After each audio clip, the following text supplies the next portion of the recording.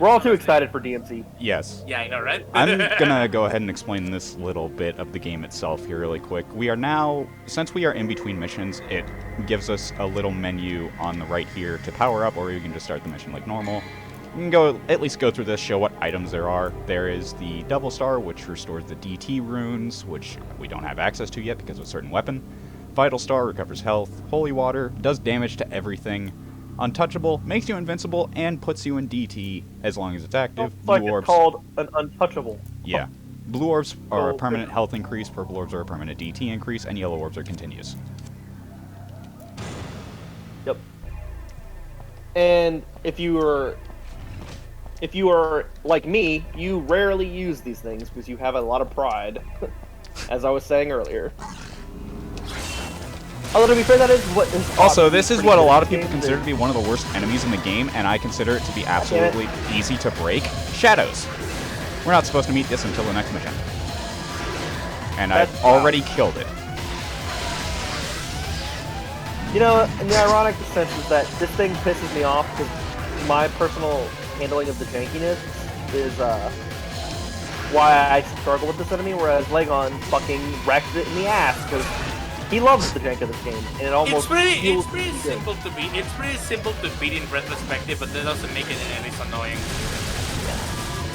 It's easy to beat in retrospective, but I'm also pretty bad at timing sometimes, so I just get wrecked. I don't know. The big thing about it is essentially trying to keep yourself from hitting it, because the biggest gimmick with the shadows is that they cannot be hit by your sword or any physical weapon. The only way you can harm them is with the gun. Yeah, and I think that's why I get fucked over by them super hard, because I'm super aggressive in a lot of games, so it kind of capitalizes on my aggressive-ness. Yeah.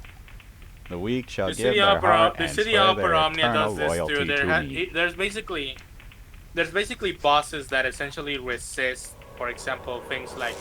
There's three types of attacks: magic, physical, and ranged, right?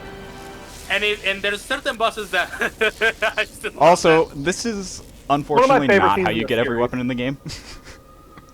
Dude, I'm sad they never did it. Well, no, they did actually. They did bring this idea back for Devil May Cry 5 to hit Ryu a weapon. And it's like, now that I think about it, wow, what a callback that was. Yeah. This part still makes me just a little squeamish because of going through the hilt specifically, but other than that, this is just like... If you weren't on board with DMC in general at this point, stop. Yeah, if this wasn't the thing that got you into the series, like, get out. Yeah, this is not for you. But now, we finally have the most powerful weapon in the entirety of the game. Stinger. I mean, Alaster, because it gives a stinger. The most powerful weapon in the game. Stinger, I mean, Alaster. Yeah, also, the funny thing about Alaster, actually, now that I'm thinking about it, is that this is the only game where Alaster makes an appearance. Because it's mentioned in the manga as a sword that Dante sold to a pawnbroker to keep his shop running. And it essentially protected him from a lethal strike. And that's all we know of it. Well, okay. That's the interesting thing about Devil May Cry, is that there is an explanation on why they don't carry weapons over into every single game. It's because Dante fucking sells them. Yeah, just to keep his shop aloft. Which is brutal, because another tabloid in the media of this series is that these are all demons, and their souls remain within the weapons, even after they become weaponized. So, Dante is selling living beings for money. Yep.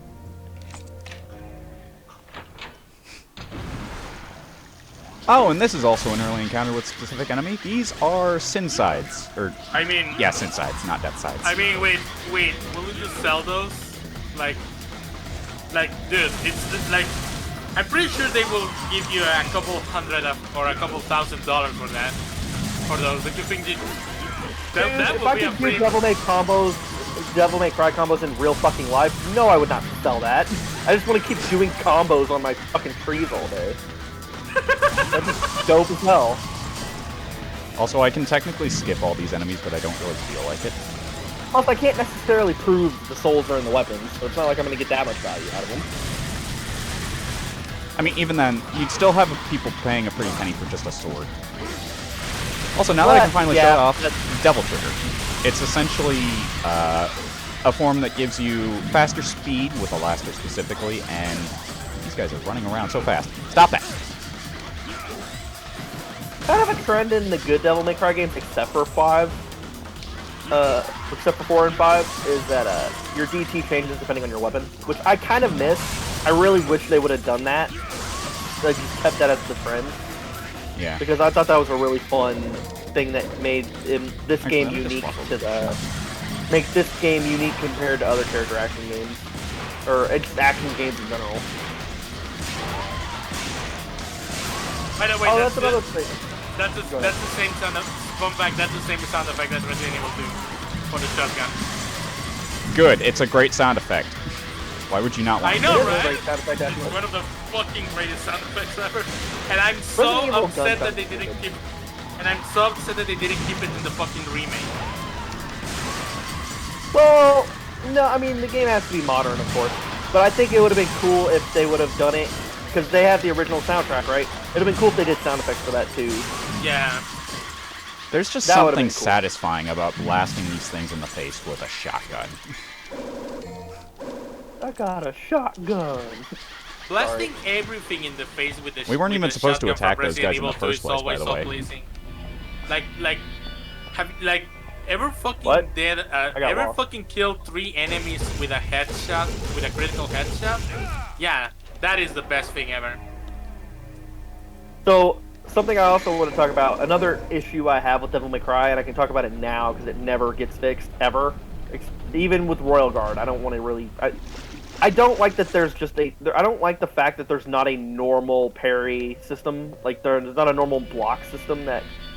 Not even block, because I know blocking would break it, because you'd barely ever take any damage ever, but, like, just a parry system like a lot of other character action games have.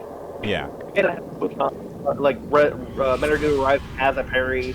I think having a proper parry that's just normal and has decent timing, unlike because Royal Guard exists, you have to perfectly time it to not really take any damage. Yeah. I think just a normal parry system is kind of what's missing. I don't know. These are new enemies in DMC1 in particular. The Sin Scissors. These guys also make a comeback in DMC1, or DMC5, but they are called Death Scissors. Yeah, these guys make a comeback in the game that they're introduced in. Yep. Yeah, They come back in DMC5. But they're called Death Scissors instead of Sin Scissors, which Speaking makes of- me really mad because there is an actual enemy in DMC1 called Death Scissor, and those are not those. Also, lava spiders. Lego Speaking of, channeling is in a nerd. Okay, so like, no, when Legon said they make a comeback in DMC5, I got to the room where they make a comeback. Actually, that's kind of funny.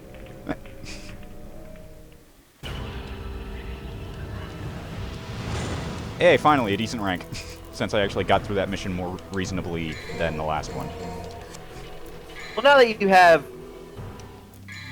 Now that I have Stinger, level 2, yeah, because now I you had have, that now that many you red have orbs for it. Stinger, yeah, now that you have Stinger, you're probably gonna stop having problems with the game. A lot of them, at the very least, yeah. Oh no, now we're locked in this room because we have to get the MacGuffin that's being clearly highlighted over there. This is where you can really see the old skeletal frame of Resident Evil shine in DMC1 in particular. The Pride of Lion is granted only to those who choose the path of trials. Let me just laser this door for you really quickly.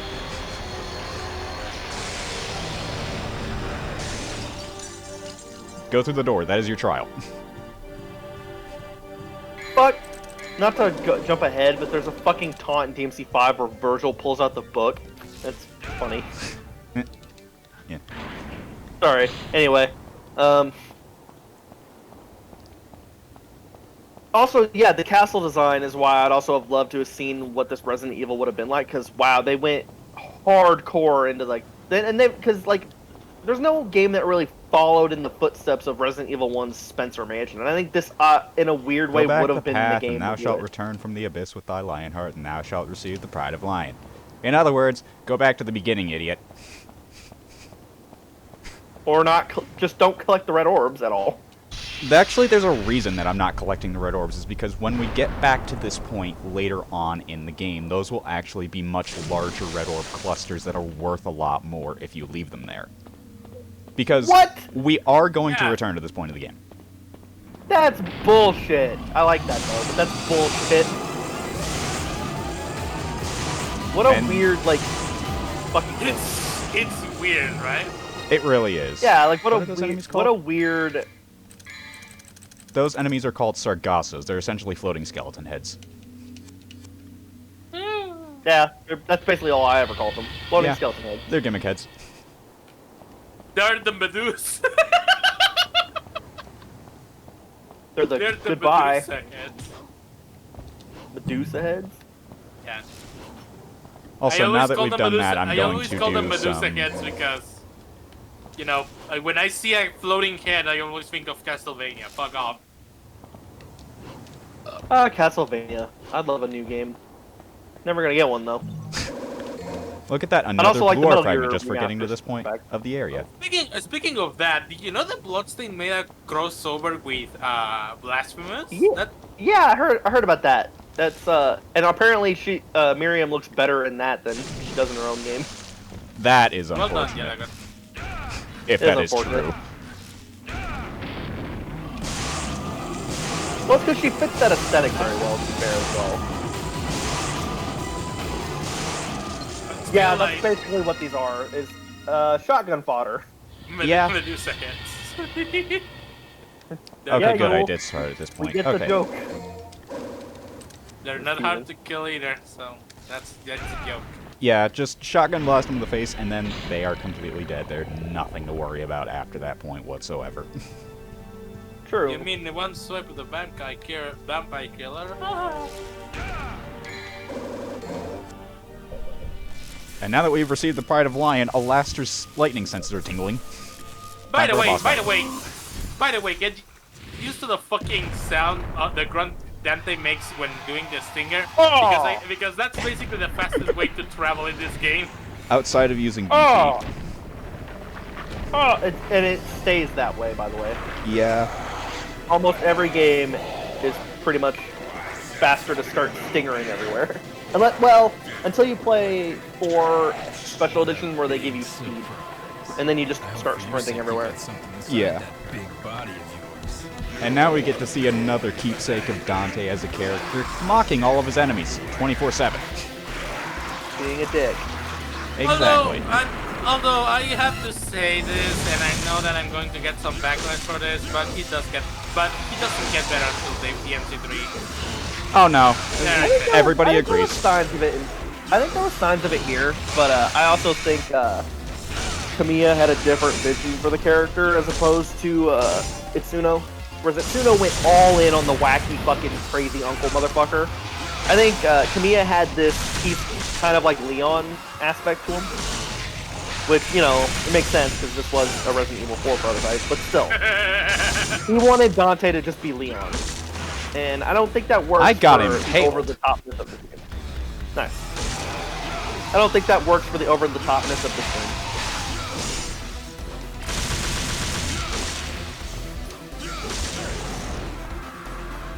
What? Oh. Oh, the Virgil health bars changed. Virgil boss health bars. Ow. I did get him pretty close to death, though, but I think the main thing that screwed me over there was the camera angle. It doesn't matter, just still die. I know. I wish I could skip that mini cutscene there, but oh well. Hello, he's like... Again, the sound effect isn't going to get any old, guys. It's just getting used to that grunt.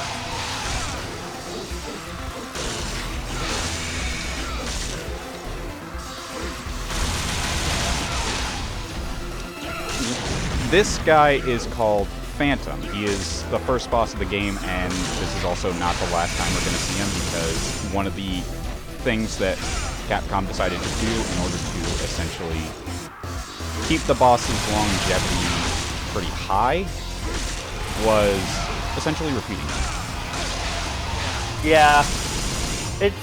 and it's not the first time. I want to say it's like they learned their lesson from it, but it is not the first time they really do that. In 4, they also do that a lot. Hey, at the very least, hey, It's a bummer. I'm pretty sure a Capcom executive is looking at you and saying, "Hey, at least it's not a boss rush." Oh, I accidentally skipped the cutscene of him dying Well, and no, going into they don't a do lava that pool. until they don't do that until DMC3. Yeah. You may think we're done with the mission now that we've beaten the boss, but no, there's a secret mission to do.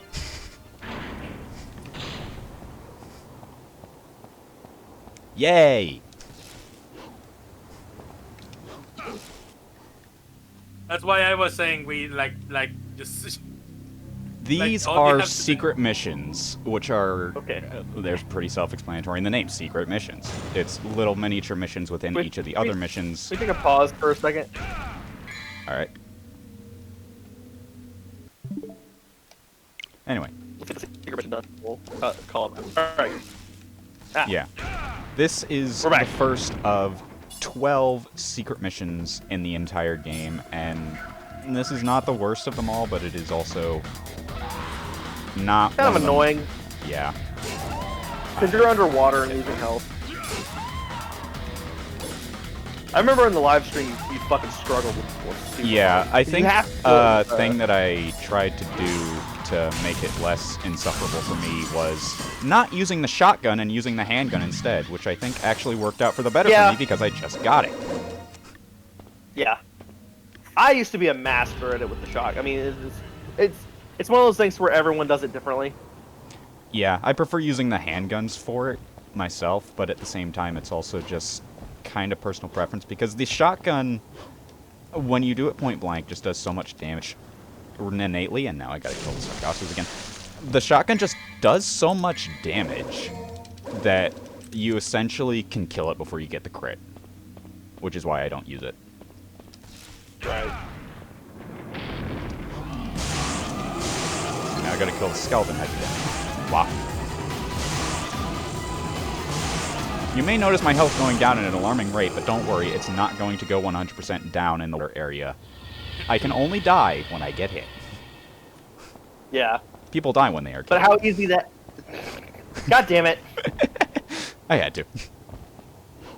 Fair enough. I don't blame you. It- I don't blame you. Fair enough.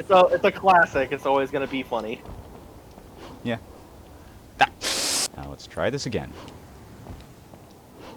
One of the brighter, like I guess, better points of DMC1's quote-unquote platforming is that you can take as long as you like to line up your jump because Dante will never run off of a platform, so you can line yourself up that way pretty easily.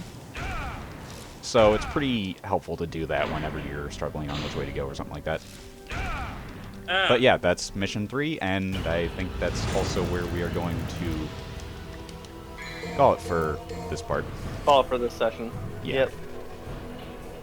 We'll see you I- guys Join us next on- time. Join us next time. On when Leg on the Lego Thigh. Dice Lego Yeah. Dice More. Needless to say, I'm gonna practice before this, before next part. Yeah, you're going to die anyways. Probably. Right. Either way, All we'll right. see you guys for the next one. See you guys later.